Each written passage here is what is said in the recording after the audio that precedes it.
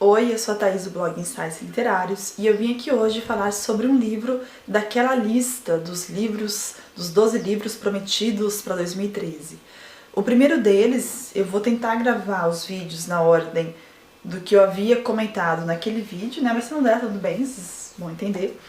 Então, logo, como eu pretendo a princípio fazer na ordem anunciada, digamos assim, eu vou comentar hoje sobre o livro O Sonho do Celta. Sonho do Celta é o livro do Mário Vargas Llosa, que eu ganhei há 2 anos atrás de aniversário, de um casal de amigos e tal. Então, assim, né, é um livro que estava sendo guardado para ser lido e eu finalmente o li. O livro conta a história de Roger Casement. Ele é um irlandês. Ele era um irlandês e quando eu falo era, ele não era só um personagem do Llosa, ele realmente existiu. Tanto é que esse livro é meio que uma biografia romanceada dessa pessoa, desse irlandês que realmente foi um personagem histórico.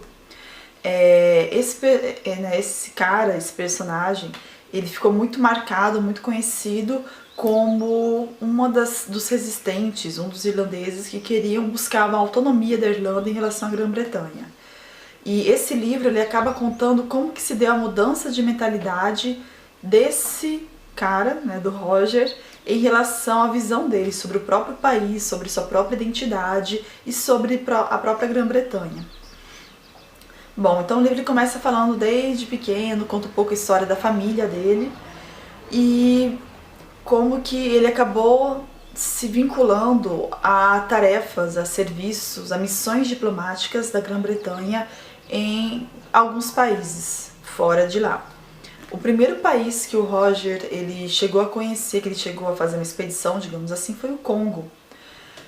Nesse período havia bastante uma visão colonialista, imperialista, né, dos países europeus, principalmente em relação à África. Não nesse período, né? Por muitos séculos a Europa sempre se colocou como centro do mundo, como a referência civilizatória. E por conta disso, e também por interesses econômicos, a Grã-Bretanha, assim como diversos outros países, eles fizeram e aconteceram em vários países africanos. O Roger, quando ele entrou na missão diplomática, ele acreditava piamente que o papel da Grã-Bretanha nesse país seria justamente fazer um papel civilizatório, né? E a missão dele seria levar o conforto, a cultura, a civilização para as pessoas daquele país. Só que, apesar, né, dessa ideologia, ele lidava especificamente com a parte do comércio dessa região. E foi lidando com a parte do comércio que ele percebeu os abusos de direitos humanos, que naquela época nem tinha esse conceito ainda consolidado internacionalmente, mas se via os abusos que eram cometidos contra a população daquele país, de origem daquele país. O quanto que eram acobertadas todas as ações de pessoas de qualquer país europeu naquele espaço, naquele país. Então foi interessante porque a gente vê a desilusão do Roger em relação àquela ideologia predominante da época. Ele foi lá tipo, nossa, eu vou ser super massa, vou chegar lá e vou super ajudar os congoleses, vou fazer um papel muito interessante, muito humanizador, e chegou lá, viu uma série de atrocidades, de escravização, de exploração de trabalho, de tortura, de estupros, e isso foi deixando ele cada vez mais angustiado com tudo aquilo que ele via, e ao mesmo tempo ele resolveu fazer uma denúncia, um dossiê com várias denúncias de personalidades específicas, né, que lidavam com todo aquele comércio e exploração que existia naquela região. Vou até ler um trecho aqui que ele comenta um pouco da ideologia predominante, ilustrando um pouco a desilusão que ele teve. Teria sido nessa noite que a sua Santíssima Trindade pessoal, dos 3C, começou a se esfacelar? Até então acreditava que eles justificavam colonialismo, cristianismo, civilização e comércio. Então esses 3Cs, cristianismo, civilização e comércio, era a justificativa utilizada para os países europeus chegarem e praticamente dizimarem, né, não só fisicamente quanto culturalmente, a população africana como um todo, e nesse caso especificamente os congoleses. Nesse mesmo movimento, ele contesta a questão dos registros históricos, né, do que é contado a partir do que é vivido. Enquanto ele estava lá na Europa, o que era falado da atuação dos europeus na África era uma coisa, e só quando ele teve o contato direto com a realidade de lá que ele percebeu que as histórias que eram contadas eram histórias montadas, né? E até aqui ele coloca: seria assim toda a história, aquela que se aprendia no colégio, a história escrita pelos historiadores, uma construção mais ou menos idílica, racional e coerente do que na realidade nua e crua foi uma caótica e arbitrária mistura de planos, acasos, intrigas, fatos fortuitos, coincidências, interesses múltiplos que haviam provocado mudanças, transtornos, avanços e retrocessos, sempre inesperados e surpreendentes em relação ao que foi antecipado ou vivido pelos protagonistas. Então ele começa a questionar a voz que conta a história, justamente porque essa voz destoava muito da realidade que ele estava presenciando nesse país.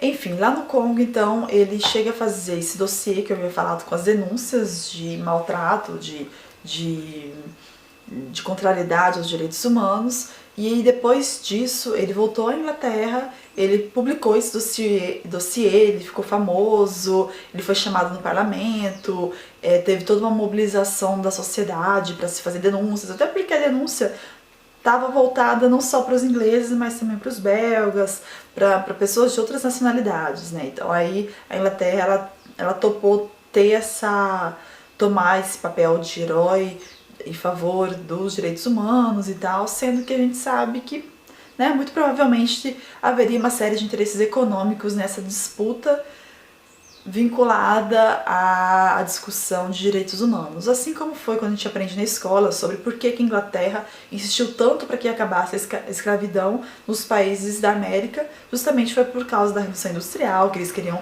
consumidores, né, e os escravos eles não eram, né, eles não tinham salário que pudesse girar toda essa máquina construída, gerada, introduzida pela Revolução Industrial. Mas enfim, aí o Cassiman ele voltou para a Inglaterra e depois ele foi, né, numa missão para Peru, para a Amazônia peruana. Lá na Amazônia peruana ele fala que lá várias coisas que ele viu era um novo Congo, né? E aí também tem detalhes da história, não vou ficar falando muito, né? Já estou falando em linhas gerais, mas é interessante ver essa questão do imperialismo mesmo, tanto na África quanto na América, e toda a mobilização desse personagem para deter essa série de desumanidades que eram cometidas nesses locais, a mando do grandioso velho mundo. Depois dessas duas experiências nesses países, foi interessante que ele, ao sair da sua própria cultura e ver de longe a Grã-Bretanha, ele percebeu que as ações da Grã-Bretanha e dos outros países europeus de exploração no Congo e na Amazônia peruana também tinha uma reprodução em relação à Inglaterra e à Irlanda. E ele começou a ficar muito indignado com aquilo. Claro que não se comparava as formas de imposição, né, da Inglaterra com esses outros países, mas também era uma forma de opressão que a Irlanda sofria. E o Roger, percebendo isso, ele começou a ficar aficionado em conhecer o seu país, até mesmo à distância, né? Ele tentou coletar uma série de lendas, do folclore, de tentar entender a identidade do seu país. Então eu achei isso muito interessante, né? Que muitas vezes, quando você está dentro da sua cultura, você não coloca numa perspectiva muito crítica aquilo que você está vivendo, né? Porque você vai vivendo naquela cultura incorporada, naturalizada, né? Se de repente ele vivesse unicamente na Irlanda, ele não conseguiria ver essa nuance de exploração entre a Inglaterra e o seu país. A partir do momento que ele se distanciou e viu a relação em outros países, que ele tomou essa consciência. E a partir do momento em que ele toma essa consciência, ele tenta lutar politicamente a favor do seu país, ele tenta mobilizar os outros irlandeses que também tinham essa crítica contra a Inglaterra para fazer um plano de autonomia, né, de libertação da Irlanda em relação à Grã-Bretanha. A narrativa, ela se alterna entre os capítulos, entre o Roger na cadeia, recebendo os amigos, os familiares, esperando um veredito. Não, o veredito já havia saído, mas estava tendo toda uma mobilização, não só dos amigos, mas quanto daqueles que o apoiavam politicamente, de reverter aquela pena de morte que ele estava submetido. E então era um capítulo dele na prisão e um capítulo dele contando de todo o processo, toda a trajetória que ele teve no Congo, na Amazônia peruana e durante o processo de estratégia, né, de formulação estratégica de libertação da Irlanda. O período coincide com a Primeira Guerra Mundial, Primeira Grande Guerra, então tem toda uma discussão sobre como que se poderia aproveitar esse episódio político, o estopim desse episódio, para que se pudesse, com a ajuda dos alemães, conseguir essa libertação. Em termos de narrativa, eu fiquei meio incomodada, porque eu esperava, assim, uma coisa muito, nossa, a forma de contar, assim, completamente atraente, exuberante, diferente, sei lá, mas foi comum, mas também eu acho que acabou acontecendo uma coisa desagradável no meu ponto de vista. Porque, assim, o personagem, o Roger, ele era homossexual e ele tinha bastante conflito com a sexualidade dele. Né? Ele escrevia um diário, inclusive que foi um diário utilizado durante o julgamento para expô-lo e acabar com sua imagem pública, já que a homossexualidade era mal vista, né? Mal vista. Infelizmente, muitas vezes até hoje também é mal visto. Só que, enfim, naquele período, no começo do século XX, muito mais. E, enfim, a imagem dele foi bastante... Tentaram destruir a imagem dele a partir dos conceitos do que era certo naquele período. Só que, por exemplo, como a narração desse livro, a narrativa desse livro é feita em terceira pessoa, eu esperava que tivesse uma postura mais, como dizer, mais neutra, não sei, ou mais crítica sobre esses fatos.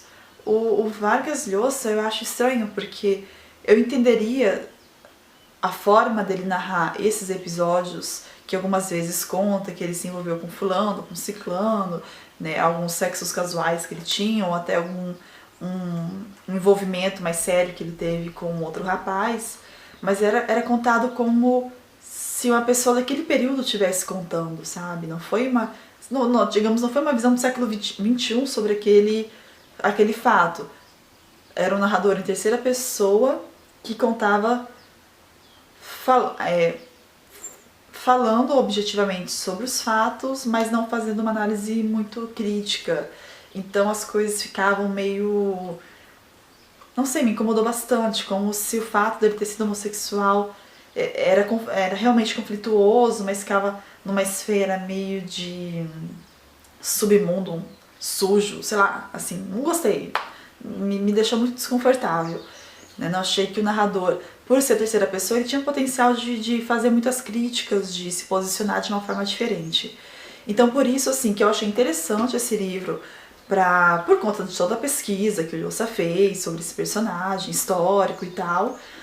Só que não achei que a narrativa foi muito favorável. Foi muito favorável, assim, bateu muito com a forma como eu gostaria de que esses temas fossem tratados, entendeu? Então, por isso que eu acabei dando, até no Scooby, eu dei 3 estrelas, que na minha cabeça eu considero como um livro bom, mas não foi um livro extraordinário pra mim, um livro que tivesse me encantado muito. Mas também não sei, porque eu sou meio fresca, eu acabo gostando mais de livros mais subjetivos, e o livro também ele é bastante narrativo, ele fala muito de coisas de fora, o que é importante, o que é bacana, né? Para sair um pouco dessas minhas escolhas literárias. Então eu gostei, mas fica essa ponderação em relação à forma como o Lhosa colocou a questão da homossexualidade e até um pouco mais também sobre o Roger. Ele meio que idealiza, fica uma coisa meio herói, apesar dele contestar essa questão do europeu indo lá salvar, né, os congoleses ou os peruanos. O Roger é colocado como um herói, e um herói meio distanciado, assim. Eu não sei se ele chegou a humanizar o suficiente a população daqueles países, sabe? E o Roger ainda ficou como o cara que também é um europeu que vai salvar essas pessoas de outros europeus. De alguma forma ainda fica uma coisa meio idealizada, né? Não senti muita atuação conjunta com a população e ao mesmo tempo não tem, acho que tirando um fato só que ele comentou, acaba não sendo mostrado que esses povos que foram oprimidos, que eram culturalmente diferentes, eles também resistiam. Eles tinham formas de resistência que não foram muito apontados no livro.